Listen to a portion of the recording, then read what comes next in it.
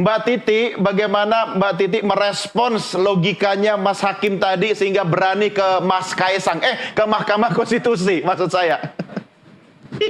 Iya, kalau kita lihat tadi ya, bunyi dari pasal 7 ayat 2 huruf E, sebelum kita dialog kan sempat ada pengantar yang menyebut ada lubang di pasal 7 ayat 2 huruf E. Ya. Sebenarnya tidak ada lubang di pasal 7 ayat 2 huruf E itu. Bunyinya sangat terang benderang karena dia mengatur persyaratan calon.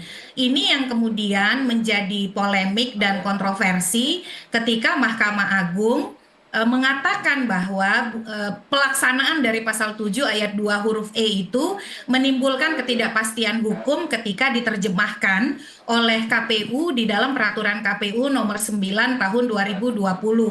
Nah, dalam hal soal penerjemahan oleh KPU itu, saya pikir tidak ada juga masalah ya, karena peraturan KPU nomor 9 tahun 2020 itu sejatinya perubahan dari peraturan KPU nomor 3 tahun 2017.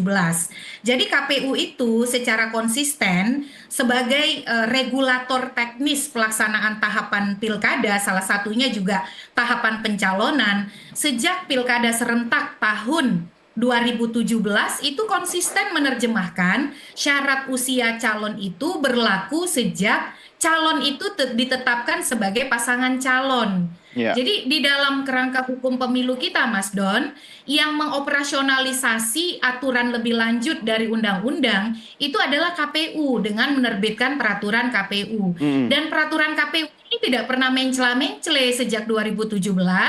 Yang namanya persyaratan usia itu dihitungnya ketika seseorang berstatus sebagai calon. Nah, berstatus sebagai calon itu saat dia ditetapkan sebagai pasangan calon oleh KPU. Itu konsisten pilkada 2017, pilkada 2018, pilkada 2020, selalu status calon itu melekat ketika ditetapkan sebagai pasangan calon.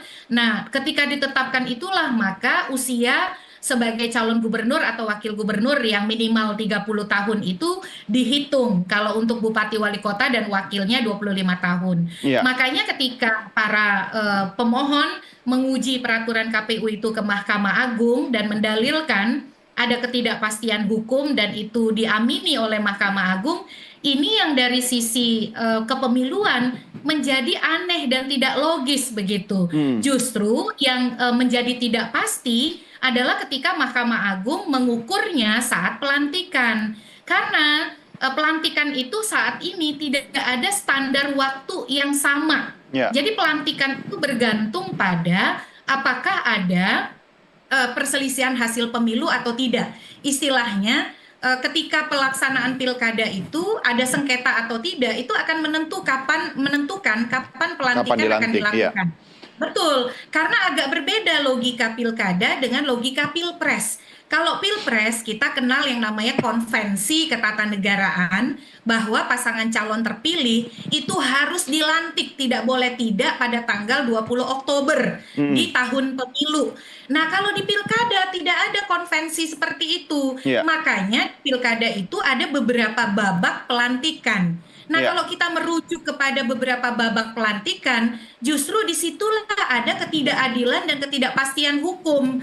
Karena artinya dari satu daerah ke daerah yang lain bisa jadi berbeda jatuhnya syarat usia. Padahal kita pilkada serentak. Jadi justru dari sisi kepemiluan, putusan Mahkamah Agung ini mengandung kerumitan dan persoalan dari teknikalitas teknis begitu ya. Ya. Saya bukannya tidak setuju dengan pelantikan serentak, tetapi rancang bangun tahapan dan jadwal pilkada kita hari ini belum didesain untuk keserentakan pelantikan. Dan kalaupun ada keserentakan pelantikan, itu tidak serta-merta diberlakukan di 2024. Karena kenapa? Lagi-lagi tadi Mas Don, rancang bangun jadwal dan tahapan pilkada kita itu belum mendesain keserentakan pelantikan. Jadi kalaupun misalnya nanti nih ya, misalnya diamini betul bahwa syarat calon itu adalah saat pelantikan, maka tidak relevan dia di 2024. Ya. Walaupun jadinya aneh ya, karena kenapa? Yang dipersyaratkan itu kan syarat calon Iya, untuk iya. menjadi calon di pasal 7 ayat 2, di pasal 7 ayat 1-nya. itu yang diatur adalah persyaratan calon, Iya, bukan persyaratan ketika menjadi calon terpilih iya, gitu. iya. Nah, akhirnya lagi-lagi karena terlalu banyak kontroversi dan spekulasi akibat putusan Mahkamah Agung, ya pil pahitnya harus bergeser ke Mahkamah Konstitusi nih. Walaupun saya kalau Mahkamah Konstitusinya tidak masuk angin ya, tidak sulit untuk memutus Oke, perkara ini. ya.